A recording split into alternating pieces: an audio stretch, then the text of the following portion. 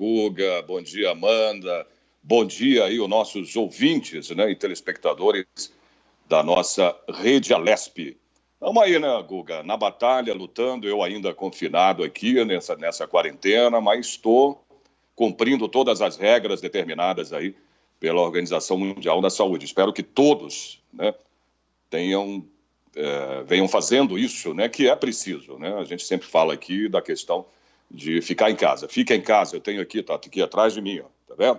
Fica em casa, né? Se não houver necessidade de sair, continue aí fazendo, né, a sua quarentena. Não tem outro jeito para a gente poder tentar achatar, né, essa curva que, infelizmente, tem informações no mundo inteiro, nas emissoras, aí aqui no Brasil, inclusive, né, de que está subindo aí, começando a subir essa curva, e a gente tem que se proteger. E a única maneira, a maneira mais correta de proteção, né, é ficar em casa, realmente. Espero que a gente consiga quebrar, né, essa curva. Parece que a partir de agora, essas 2 semanas aí ou 3, vai chegar ao pico, né, desse vírus, mas Deus é maior e a gente vai conseguir sair disso aí, né, Guga? Olha, eu tenho aqui algumas notícias, como eu sempre falo, né, eu trago aí, procuro trazer aqui notícias boas, né, vendo aí o outro lado dessa pandemia.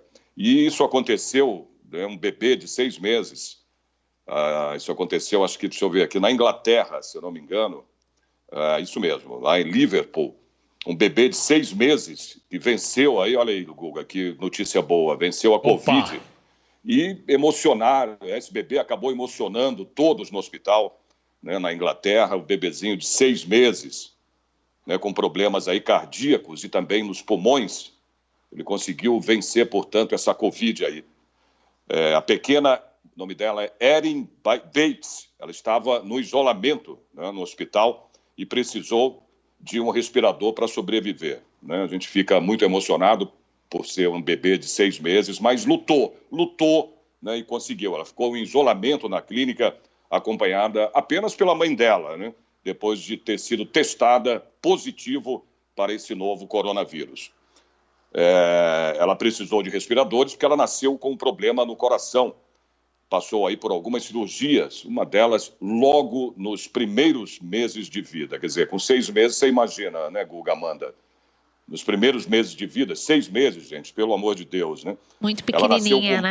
Muito pequenininha, né? Muito novinha. Ela nasceu com baixo peso, os pulmões dela também não funcionavam direito, né? Com tantas complicações aí, a equipe médica temia que a pequena Erin não resistisse, mas resistiu depois de contrair esse novo coronavírus. Ela ficou internada durante 2 semanas, né?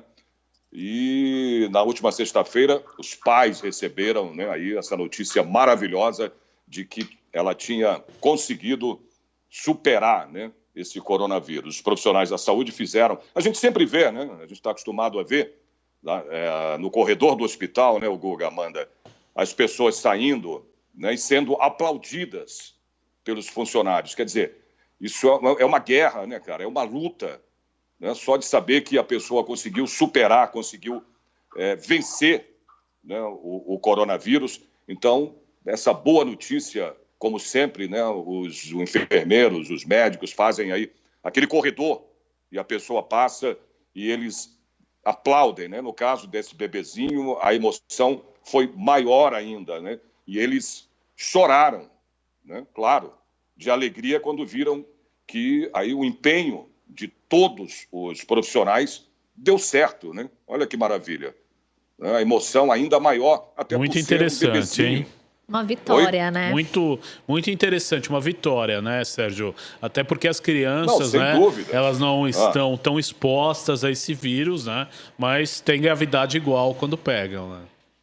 Exatamente, exatamente. E eu tenho uma outra boa notícia também. Ainda não é aqui no Brasil, mas vai chegar, né? Eu tenho certeza, Guga, que isso vai chegar aqui, né? Eu vou falar agora de Wuhan, né? Onde a gente sabe que começou toda essa situação, né? Onde começou a pandemia, né? Vocês estão sabendo, mas lá a gente recebeu a notícia aqui de que foi zerado, né? Os chineses, essa pandemia foi zerada já. A gente sabe que há 4 meses partiu de lá. Eu não estou aqui, a gente não está aqui para dizer isso ou daquilo, né? Acusar nem nada de, pô, veio da China, começou, mas realmente começou lá, né? As notícias mais recentes aí é que no dia 26 de abril, no domingo agora, domingo passado, domingo, anteontem, né? O número de pacientes com o novo coronavírus está 0. É uma ótima notícia, né? Não tenha dúvidas. Graças aí ao esforço conjunto lá em Wuhan e também, claro, dos profissionais, né, de saúde aí pelo país. Wuhan, na província central de Hubei, a gente deu, inclusive, né, Guga, na rádio aí no começo, a gente informou, né, deu muita notícia aí em relação a Wuhan, onde começou esse vírus, né? Então a gente teve informações aí direto, logo no comecinho, você lembra disso? Você fez várias vezes o jornal aí na Rede comigo, na rádio, né? Verdade. Pegamos o início, né, dessa pandemia, ainda no final do ano passado, né? Uhum.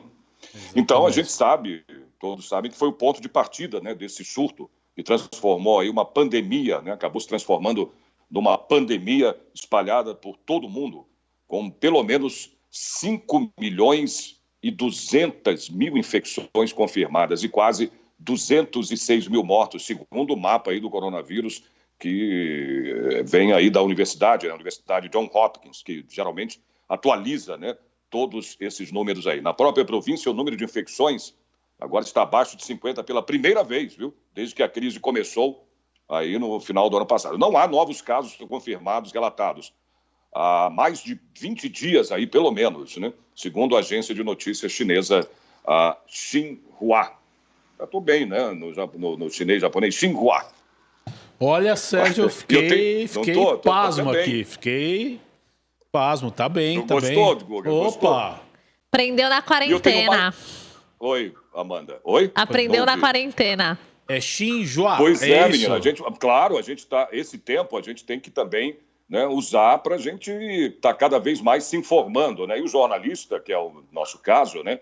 A gente está sempre com informações, então lê sempre, né? Isso a gente já sabe, né? A leitura faz parte da nossa profissão. A gente tem que estar sempre se informando aí para poder passar, né, as notícias aí atualizadas, né? Verdadeiras, claro, né? Nada de fake news, a gente tem que ter... Exatamente, a gente tem que buscar nossas fontes para poder passar as notícias ao telespectador, as notícias verdadeiras, né? Inclusive, eu tenho uma aqui, ó, o Brasil tem quase 200 voluntários dispostos, Guga, a se infectar, olha isso, com o novo coronavírus, em possíveis testes aí de vacinas, né?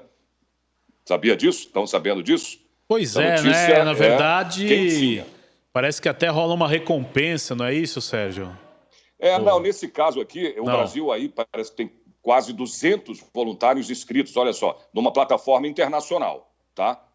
Que está convocando pessoas dispostas aí a se infectar de propósito, né, com esse novo coronavírus em testes múltiplos de vacinas. Essa plataforma, Guga, é chamada de OnDaySoner, que já tem 3.900 inscritos de 52 países, tá? De acordo com os organizadores, até ontem, né, segunda-feira, 182, olha só, 182 pessoas eram brasileiras.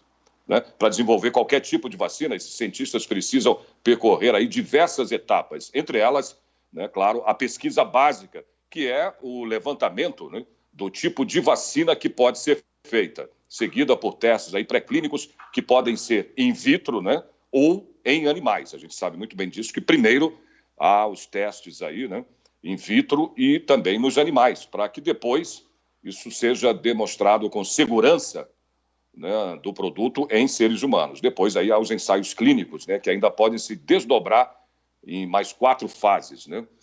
A iniciativa do OnDaySoner pretende ter à mão aí candidatos, né, para testar diversos tipos de vacinas ao mesmo tempo, o que abrevia algumas etapas tradicionais para chegar a um resultado aí positivo, né? Atualmente, há 76 vacinas contra a Covid sendo desenvolvidas, 71 delas em estágio pré-clínico e 5 em fase clínica, de acordo com o balanço aí da Organização Mundial da Saúde, que tem esses dados aí até o dia 20 de abril, né?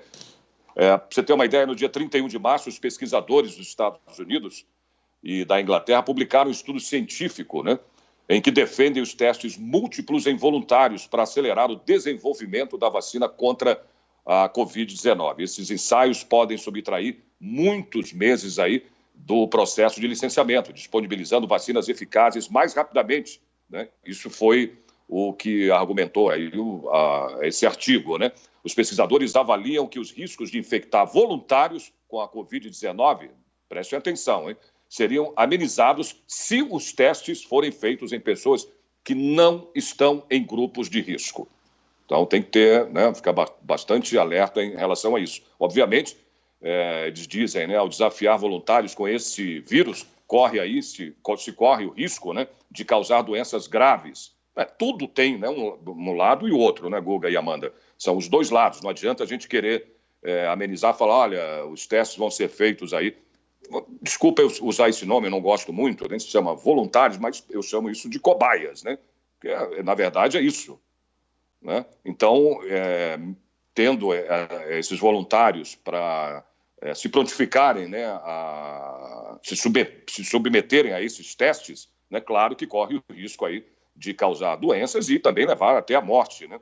No entanto, eles argumentam que tais estudos, ao acelerar a avaliação da vacina, poderiam reduzir o número global de mortalidade relacionadas aí ao coronavírus, né? O risco pode ser aceitável se forem feitos testes em adultos jovens e saudáveis, com um risco relativamente baixo de doenças graves após a infecção natural. E se durante o desafio, né, esse desafio aí dos testes, receberem um monitoramento frequente e após qualquer infecção, os melhores cuidados disponíveis. Quer dizer, volto a repetir o que eu falei agora, né?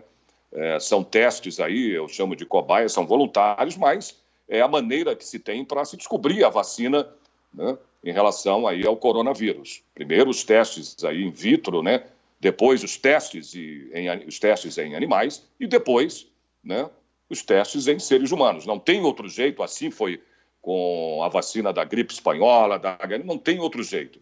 Então, são sacrifícios, né, que têm aí que ser feitos, infelizmente, né, Guga? Mas, vamos lá, vamos esperar para ver o que vai dar isso aí, né? Um momento muito novo, né? Muitas descobertas ainda sendo feitas, testes. A gente vai aos poucos tentando entender melhor, né?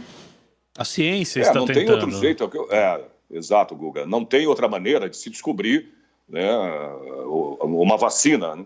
Uma vacina que dê resultado, né, que acabe com isso. Isso aí em qualquer situação ou qualquer tipo de vacina, como eu citei agora, como a da gripe espanhola, HN1, né, influenza, né, os testes têm que serem feitos. Não tem outra maneira. Primeiro in vitro, como eu disse, depois em animais, para depois ser testado em humanos, né? E claro que você tem que ter voluntários para isso, né?